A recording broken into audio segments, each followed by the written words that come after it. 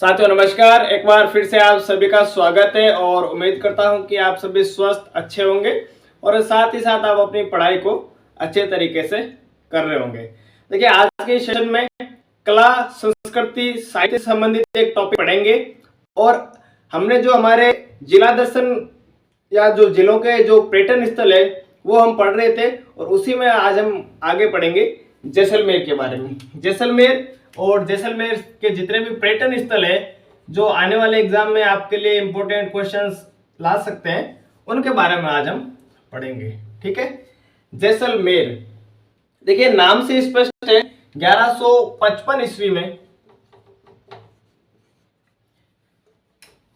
एक राजा है, भाटी राजा जैसल राव जैसल।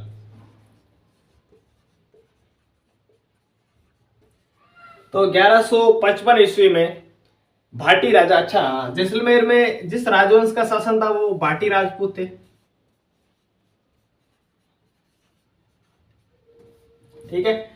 तो 1155 में राव जैसल ने एक नगर बसाया या यूं कहे कि एक किला बनवाया। ठीक है। तो जैसल ने एक किला बनवाया, इसको क्या कहा गया? जैसलमेरू। देखिए मेरू का मतलब होता है पहाड़। तो जैसल ने पहाड़ पर किला बनवाया, इसलिए उसको क्या कह दिया हमने? जैसलमेरू। अजय राज ने एक नगर बसाया, हमने उसको क्या कह दिया? अजय मेरू। बाद में ये अपभ्रंश होकर क्या पड़ गया? अजमेर, और जैसलमेर को भी क्या कहा जाने लगा? जैसलमेर। और इस राव जैसल ने एक किला बनवाया जिसे हम कहते हैं जैसलमेर का किला। जैसलमेर का किला। और इसके क्या नाम है? सोनगढ़। इस किले को और क्या कहते हैं? सोनगढ़, सोनारगढ़।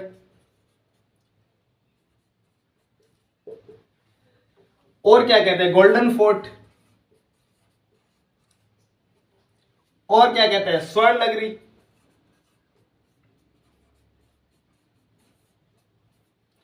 तो जैसलमेर का जो किला है उसके उपनाम है, उसमें हो गया सोनगढ़, उसको ही कहते हैं हम सोनारगढ़, उसको हम क्या कहते हैं? Golden fort. और स्वर्ण नगरी हम किसको कहते हैं? Golden city. जैसलमेर को हम क्या कहते हैं? स्वर्ण नगरी या गोल्डन सिटी। अभी देखिए जो किला है वो एक त्रिकुट नामक पहाड़ी पर बना हुआ है। त्रिकुट पहाड़ी। देखिए एक ट्रायंगल शेप में एक पहाड़ी है, ऐसा है। ठीक है। तो ट्रायंगल शेप में होने के कारण इस पहाड़ी को क्या नाम दे दिया गया? त्रिकुट पहाड़ी दे दिया गया। ठीक है। ऐसा कहते हैं कि ये जो किला है, इस किले में या जब इस किले को बनाया गया तो इसमें चूने का प्रयोग नहीं हुआ। चूने का प्रयोग नहीं हुआ। अब देखिए चूने का प्रयोग होता भी कैसे, क्योंकि आज से कब की बात है, लगभग 900 साल पहले जैसलमेर में पानी की बहुत ही कमी थी, है ना। उस टाइम पानी तो केवल या तो पाताल लोक में मिलता था या जैसलमेर की जो महिलाएं हैं उनकी आंखों में मिलता था। पानी की बहुत ही समस्या होने के कारण अब चूना है, चूने को तो आप कैसे यूज करोगे? पानी के साथ। तो अब पानी है ही नहीं, तो हम कह सकते हैं कि इसमें चूने का जो प्रयोग है इसमें नहीं हुआ है। तो जैसलमेर किसने बसाया? जैसल भाटी ने, जिसे हम लोक भाषा में जैसल धाड़वी भी कहते हैं। जैसलमेर का किला जो एक बहुत ही अच्छा पर्यटन स्थल है जैसलमेर का, जिसे सोनगढ़ कहते हैं, हम सोनारगढ़ कहते हैं, गोल्डन फोर्ट कहते हैं। और जैसलमेर जो सिटी है उसको क्या कहा जाता है? स्वर्ण नगरी या गोल्डन सिटी भी कहा जाता है। ऐसा कहते हैं कि इस जब ये किला बनाया गया था इसमें चूने का प्रयोग नहीं हुआ था।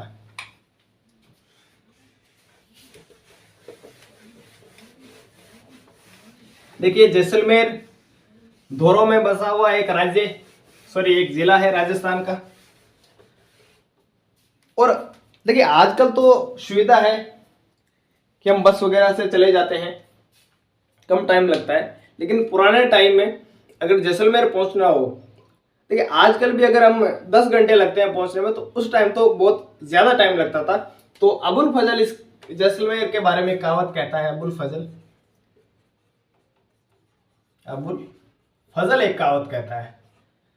क्या कहता है कि शरीर कीजिए काट को, पग कीजिए पाषाण, के शरीर कीजिए काट को, पग कीजिए पाषाण, बख्तर कीजिए लोहे को, जद पूगे जसाण।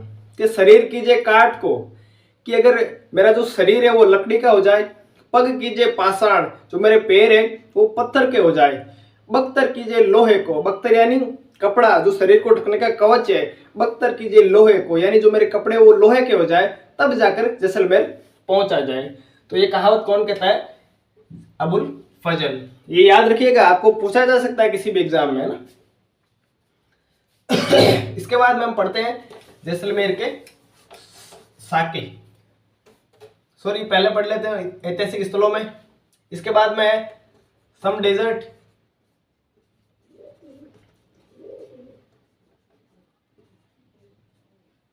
या जिन्हें कहते हैं सम सैंड ड्यून्स।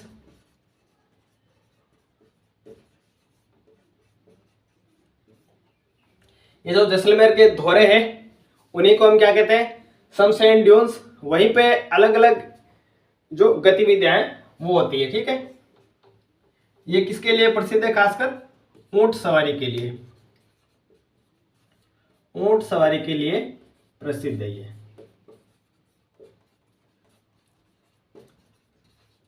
अब देखिए धोरों में घोड़े तो चल नहीं सकते, धोरों में चलेंगे तो क्या चलेंगे? ऊंट ही चलेंगे। और बाहर से आने वाले विदेशियों के लिए ये आकर्षण का केंद्र हो सकता है, या केंद्र हो सकता है, क्या आकर्षण का केंद्र है। इसके बाद में मरु महोत्सव।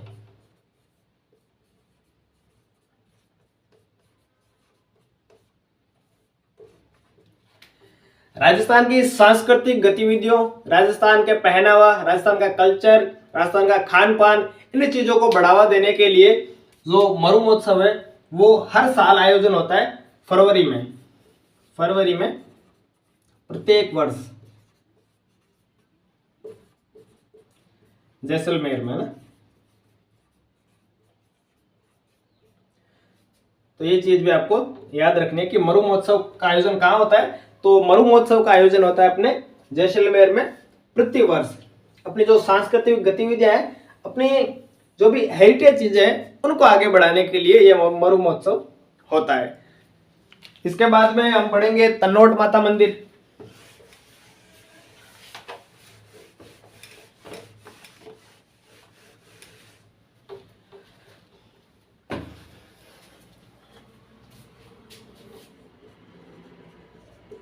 तनोट माता मंदिर,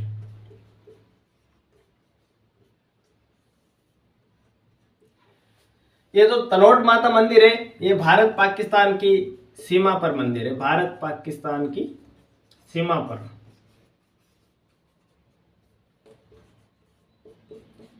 स्थित मंदिर है।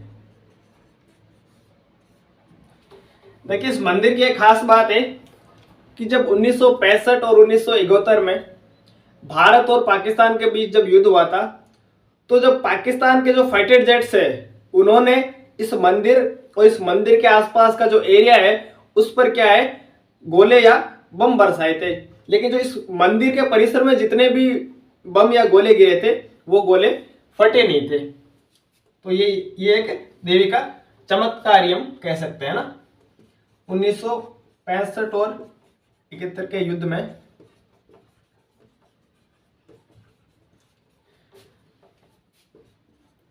बरसाए गोलों का नहीं फटना।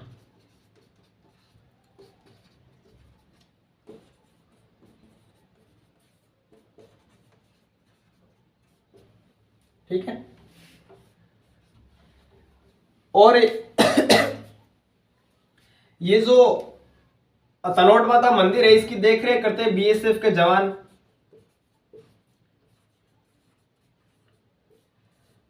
और इसका जो संरक्षण है या जो देखभाल की जाती है वो बीएसएफ ट्रस्ट द्वारा की जाती है।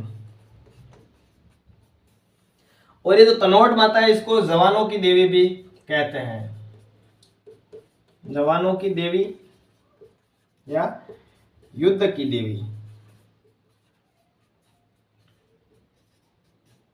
तो तनोट माता के बारे में आप ये चीजें याद रख सकते हैं कि जो तनोट माता मंदिर है ये कहाँ है, भारत पाकिस्तान की सीमा पर स्थित एक मंदिर है। 1965 और 71 के युद्ध में इस मंदिर है, मंदिर के परिसर में जितने भी ये गोले और बम बरसाए गए थे वो ये फटे नहीं थे। तो ये एक माता का क्या है, चमत्कार है। और ये बीएसएफ के जवानों की क्या है, या इसे जवानों की देवी कहते हैं और युद्ध की देवी भी इस माता को कहते हैं।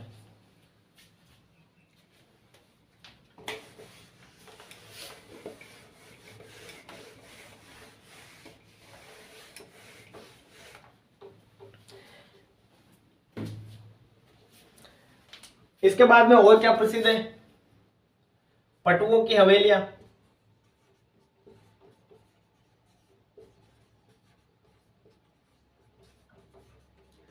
पटुओं की हवेलियां किसने बनाई, 1805 में बंदा है गुमान चंद पटवा, वो यहाँ पर अपना व्यापारिक केंद्र स्थापित करना चाहता था। उसके उद्देश्य से इसने ये पटुओं की जो हवेलियां हैं वो बनवाई थी। और क्या है यहाँ पर, नथमल की हवेलियां,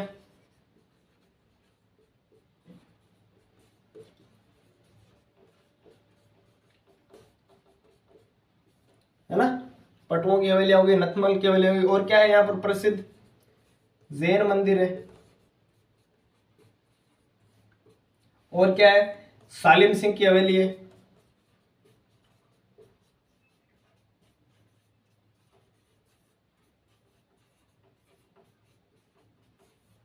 अच्छा, जो पटवे की हवेलियां हैं इसमें ये क्या है, संग्रहालय भी है जो आने वाले पर्यटकों का एक आकर्षण का केंद्र होता है। अच्छा, जो तनोट माता मंदिर है उसमें भी एक संग्रहालय है। इसमें जितने भी जो बम वगैरह है वो नहीं फटे थे उनको संग्रहित करके रखा है। ठीक है, ये चीज भी आपको याद रखनी है। तो देखिए ये कुछ इंपॉर्टेंट या पर्यटन स्थल थे जैसलमेर के। तो आने वाले एग्जाम में इनमें से आपके क्वेश्चन आने के चांसेस है। इसके बाद में हम पढ़ते हैं कि जैसलमेर के साके। तो ऐसा कहा जाता है कि जैसलमेर 2.5 साकों के लिए प्रसिद्ध है। जैसलमेर 2.5 साकों के लिए प्रसिद्ध है।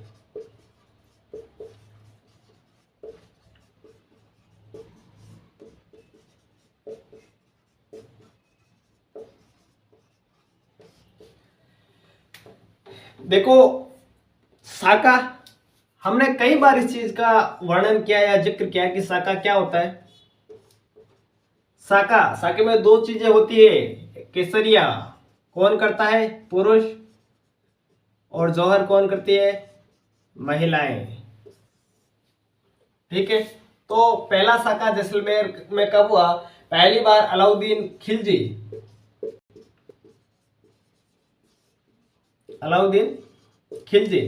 लगभग बात है 1298 की। अलाउद्दीन खिलजी यहां पर क्या करता है, आक्रमण करता है और यहां का राजा है मूलराज प्रथम। ठीक है, तो बात कोई खास नहीं थी। मूलराज प्रथम के 2 बेटे थे, रतन सिंह और त्रिलोक सिंह। वो क्या किया, जब अलाउद्दीन खिलजी की सेना यहां से गुजर रही थी तो अलाउद्दीन खिलजी के वो क्या कर लेते हैं, घोड़े लेकर आ जाते हैं। अलाउद्दीन खिलजी ने मैसेज भिजवाया कि मेरे घोड़े चोरी हो गए हैं और किसी के पास है तो वो मेरे को वापस दे दे। और फिर अलाउद्दीन खिलजी के पास ये सूचना पहुंच जाती है कि मूलराज प्रथम जो जैसलमेर का राजा है उसके 2 बेटे हैं, रतन सिंह और त्रिलोक सिंह, वो आपके घोड़े ले गए हैं। पहले तो अलाउद्दीन खिलजी ये मैसेज भिजवाता है कि जो घोड़े हैं वो मुझे वापस दे दिए जाए। लेकिन अब ये जो त्रिलोक सिंह और रतन सिंह वो कहाँ मानने वाले थे, तो इसके बाद में अलाउद्दीन खिलजी यहाँ पर आक्रमण करता है और यहाँ पर क्या होता है, साका होता है जिसमें मूलराज और मूलराज के 2 बेटे और इनकी सेना युद्ध करते हुए मारे गए थे, शहीद हुए थे। तो ये जैसलमेर का प्रथम साका, याद रखिएगा।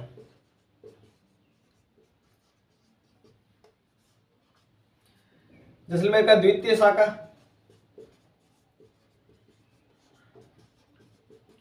इस बार आक्रमण कौन कर रहा है? फिरोज तुगलक, दिल्ली का राजा है। अलाउद्दीन भी वहीं का राजा था, सल्तनत काल के ये राजा है। फिरोज तुगलक आक्रमण करता है। यहाँ पर राजा कौन है? दुर्जन साल।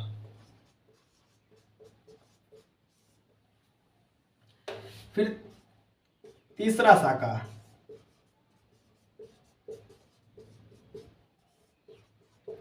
देखिए इसके जो कहानी है वो इस प्रकार है कि एक अफगानिस्तान में जगह है कंधार, और वहां का राजा है अमीर अली। और अमीर अली को उसके भाइयों ने वहां से बेदखल कर दिया अपने राज्य से और भगा दिया। तो जो अमीर अली है वो अपने जैसलमेर में एक राजा है लूणकर्ण भाटी।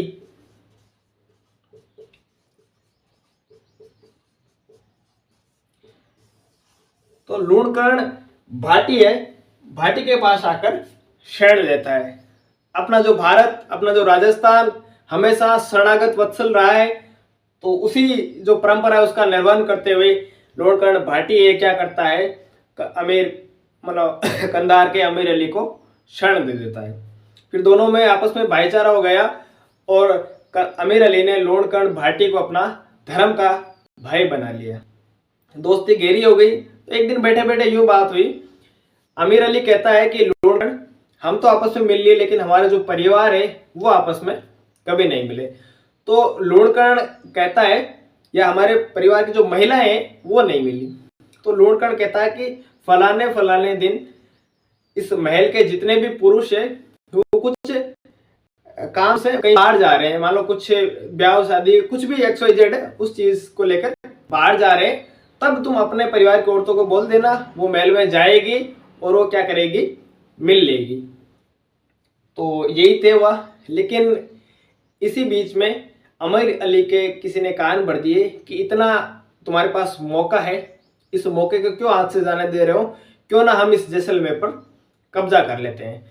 एक बार तो अमीर अली सोचता है कि ये मेरा भाई है, इसने मुझे शरण दी है, लेकिन फिर उसका मन बदल गया, उसके मन में लालच उत्पन्न हो गया और वो क्या करता है, इस दिन आक्रमण करता है। तो इस आक्रमण में यह हुआ था कि जो लूणकर्ण भाटी है या जितने भी जो जैसलमेर के पुरुष थे वो तो लड़ते हुए मारे गए थे, लेकिन अब इसमें कहते हैं कि ये अर्ध शाखा है, अर्ध शाखा। ये अर्ध शाखा इसलिए है कि यहाँ पर क्या है, केसरिया तो हो गया था लेकिन जौहर क्यों नहीं हो पाया था, क्योंकि जौहर होने के लिए क्या करते हैं, महिलाएं बाकायदा यज्ञ करती है, वो सजती है, संवरती है, पूरा मतलब एक तरीके से यज्ञ होता है इसमें, और उस यज्ञ में आहुतियां दी जाती है। उसके बाद में वो महिलाएं यज्ञ की अग्नि है उसमें कूदकर अपने प्राण न्यौछावर करती है। लेकिन इतना समय नहीं था कि अग्नि जलाई जाए, यज्ञ किए जाए, क्योंकि आक्रमण हो चुका था।